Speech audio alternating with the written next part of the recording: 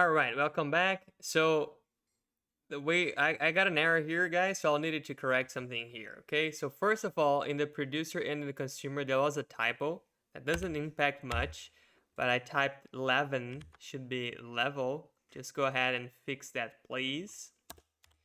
But the most important thing is I messed up with the indentation here. Okay, so here on the consume messages method from our Kafka consumer class, find that else condition, okay? And we need to be inside, okay? This needs to pair up with the error from the partition EOF, all right? So again, it was like this.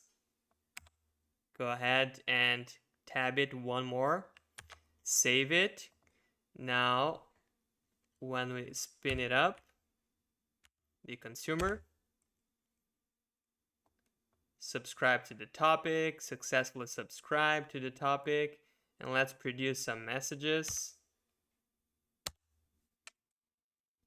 Now it's working well. Okay, message received from the topic, which partition, the offset, the key, and the value, and this is the message. Okay, so now it's working well, both the producer and the consumer with the fix on the wrapper. Probably if you're copying from the GitHub repository at this point, you should get the fixed version of it already.